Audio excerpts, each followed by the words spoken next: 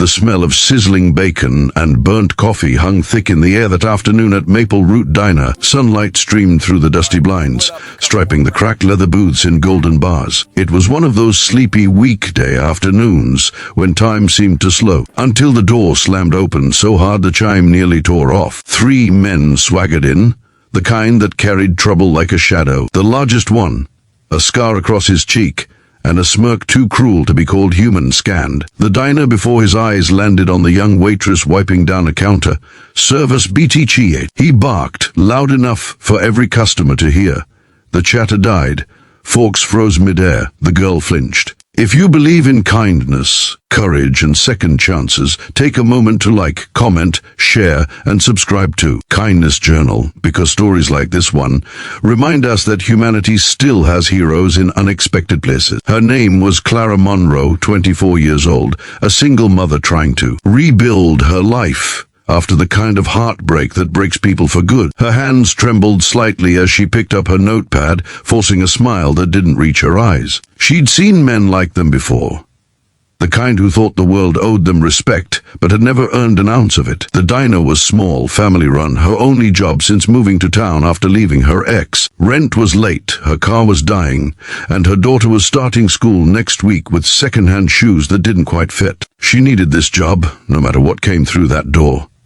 The leader leaned back in the booth, his boots muddy against the seat. His buddies laughed loudly, already making customers uncomfortable. Clara approached, her steps careful, her voice steady though her stomach churned. "What can I get you, gentlemen?" she asked softly. He grinned, mocking the politeness in her tone. "Oh, I don't know, maybe some service with a smile, sweetheart," he said, reaching out to touch her wrist. She pulled away, gently but firm, scribbling their order. His eyes narrowed. "You got an attitude, huh?" he muttered. The diner's owner, Mrs. Halpin, an elderly woman with kind eyes and a worn apron, stood frozen behind the counter. She wanted to step in, but fear rooted her in place. Most of the regulars, truckers, retirees, a mother with 2 kids, pretended not to notice. It wasn't cruelty.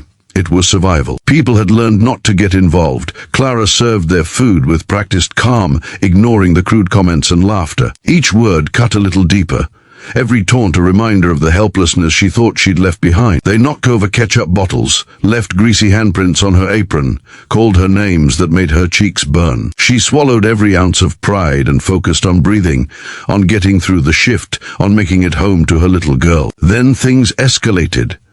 One of them grabbed her arm hard enough to make her drop a tray of coffee mugs. The crash rang through the diner. Hot coffee splattered her forearm, but she didn't cry out.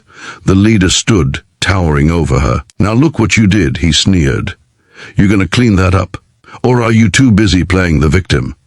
His voice dripped poison. Something broke inside her then, not from fear, but from exhaustion. Years of being belittled, of being told she wasn't enough, came flooding back.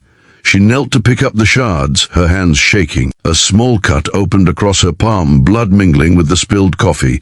The men laughed. "Guess she bleeds decaf," one joked. Laughter exploded like gunfire. The door swung open again. This time, the sound of heavy boots echoed differently.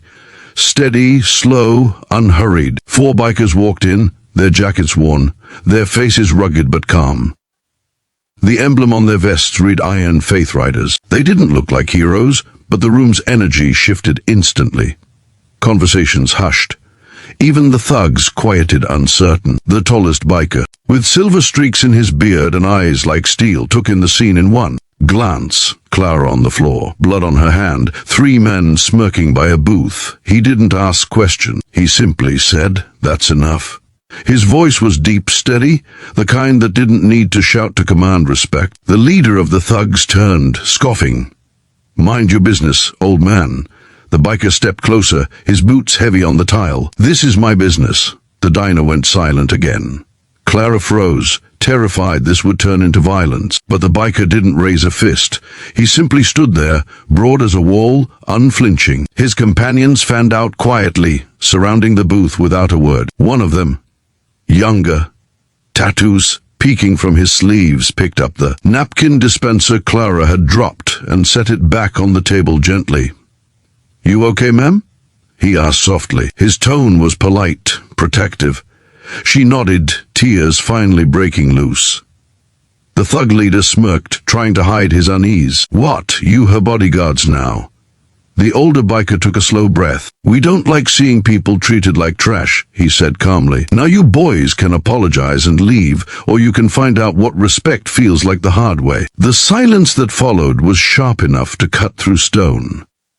The air felt heavy, alive with tension. The thugs glanced at each other, weighing their odds. They weren't cowards, but they weren't stupid either. Outnumbered, outmuscled, and suddenly exposed under the eyes of every witness, their swagger deflated. "Fine," the leader muttered, tossing a few crumpled bills on the table.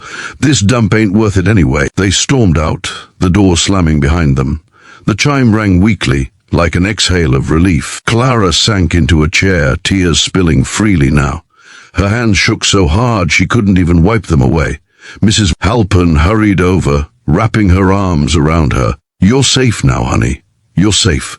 The bikers stayed quiet, standing respectfully near the door until things calmed. Finally, the older one stepped forward, offering Clara a clean cloth. "Name's Rhett Lawson," he said gently. "We were just passing through. Didn't mean to make a scene, but no woman should be treated like that." She managed a weak smile. "Thank you," she whispered. "I didn't think anyone would step in." He nodded. "That's what's wrong with the world these days. Too many people watching, not enough helping."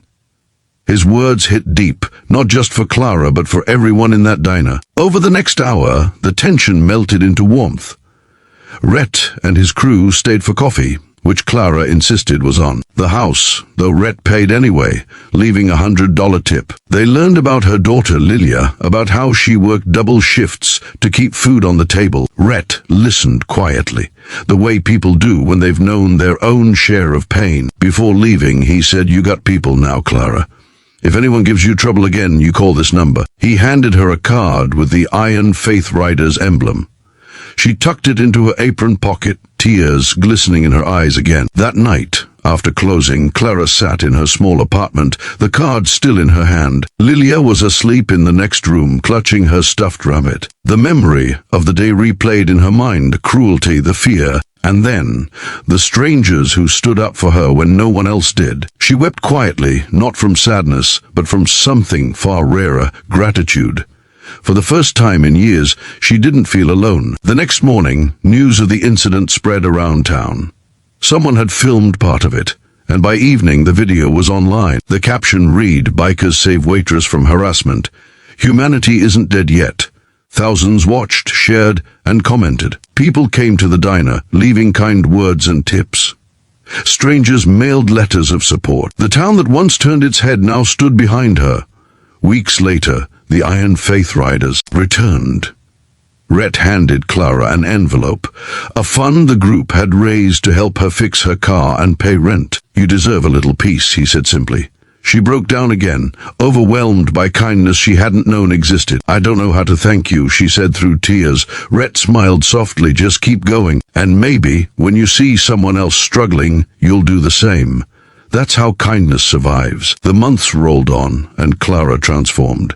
She started managing the diner, mentoring younger staff. She volunteered at shelters, often serving meals with the same gentle patience she'd once needed herself. The pain didn't disappear overnight, but she wore her scars with quiet pride. Now, proof that broken things can still shine when light finds them. If this story touched your heart, please like, share, and subscribe to Kindness Journal. Every click helps us spread stories of real courage and compassion across the world, stories that remind us humanity isn't gone, it's just waiting for someone to stand up again. And before you scroll away, here's a special request. Comment below one act of kindness you've witnessed or given, big or small, that reminded you good still exists. Because sometimes, a single brave moment in an ordinary diner can inspire 1,000 hearts to do better. By the time the sun set behind the maple trees, the diner lights flickered warmly against the windows. Clara stood at the counter, wiping it down as laughter echoed from the tables. Outside, the rumble of motorcycles faded into the horizon,